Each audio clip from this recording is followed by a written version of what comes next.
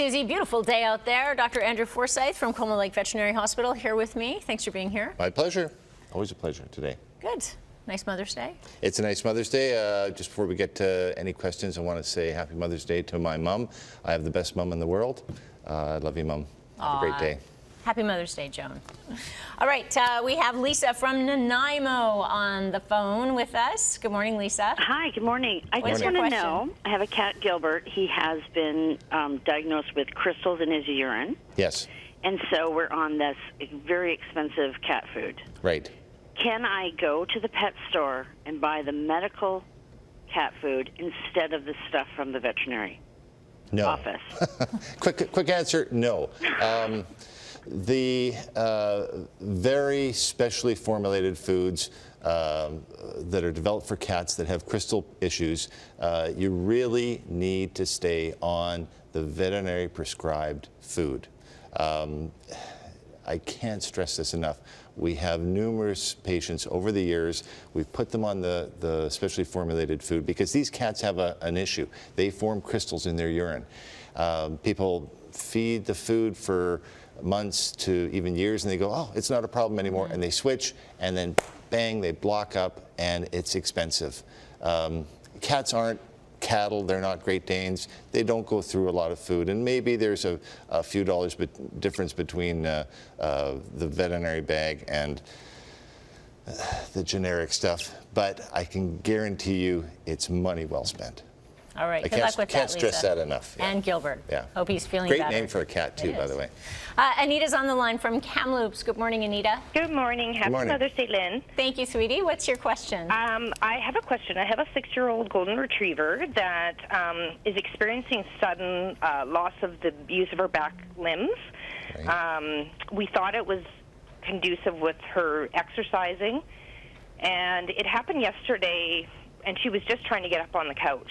I did take her into the vet, and the vet took her look at her and cannot figure out what it is the way I'm describing it for her, so she's suggested that I induce the behavior, videotape it, and then she'll send it off. But I wondered if you have any suggestions.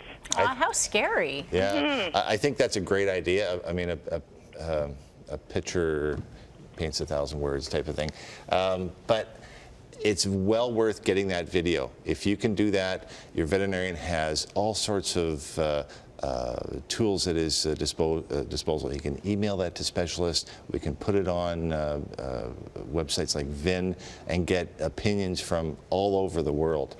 Maybe somebody's seen that distinct behavior, but that's a really good idea. Is there anything, so there's just so many things that could be causing it? There's so many things it could be, yeah. It could be muscle weakness, it could be neurological, it could be all sorts of things. But somebody's probably seen it before, so I mean, it's a big world out there. Well, thanks for calling, Anita, and we wish you all the best with that. Cathy's on the line from Cultus Lake. Good morning, Cathy. Good morning. Morning. What's your question for Dr. Forsyth? We have a 3-year-old male Maltese Yorkie cross, so a Morkie. He has a really bad habit of licking. Like, he licks carpets, he licks anything he can, and it's driving us crazy, and we don't know why. Yeah, are you feeding a well-balanced diet?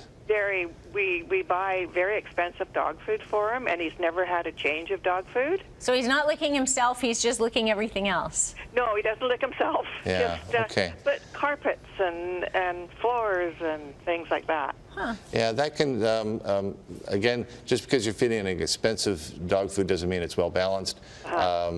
The other thing is sometimes that can be obsessive compulsive disorders, things like that. Get him out, get some exercise. You probably should see your veterinarian, make sure there's no other organic or metabolic issues that are causing that type of thing, but get him some exercise. All right, thanks for calling, Cathy. We have Margaret on the line right now from Princeton. Good morning, Margaret. Good morning. Morning. What's your question for Dr. Forsyth? Well, I have a poodle. She's a miniature size. She's starting to lose her vision, and she's becoming gnarly, I guess you could say. And she's also becoming leery. If I go out of the room, she doesn't want me to be away from her. Right. And I'm just wondering, how can I kind of Comfort her? comfort her? I guess that's a good word for it. She's getting older, is she? She's going on 12. Yeah, yeah. Well, a lot of times they look to us for a lot of comfort. I mean, she spent her entire life around you, and now it's getting harder to see you and probably harder to hear you, and so that can be quite scary for them. They get anxiety filled. There actually are some diets that help reduce anxiety in dogs. I would also try and keep her environment as simple as possible so that she doesn't get lost in the house. Our dog's getting that way as well, and she sometimes gets into corners of the kitchen where she has trouble finding her way out, and that's scary for them. Talk to her, just be a little more conscious of her surroundings, and let her navigate those a little bit easier. She's a senior now. She's a senior, yeah. All right, we do have an email question from Randy, who emailed in to say, my dog has lymphoma. He's on his 5th and final round of chemo. They feed him raw, but they bake it. And so Randy's wondering if they need to continue to bake it after chemo, or can they go back to feeding him raw? Lots of food questions today. Lots of food questions today. And this is I wanted to get to this one because this one's an interesting one. We don't have much time left. But when dogs with lymphoma, these people are feeding raw, and that's a complete election on their part. I'm not a big fan of raw diets. Their oncologist is saying to bake it because the dog's on some chemotherapy medications, making it immunocompromised because there's bugs in raw food, salmonella, campylobacter, all that kind of stuff that you have to protect your dog against, and us.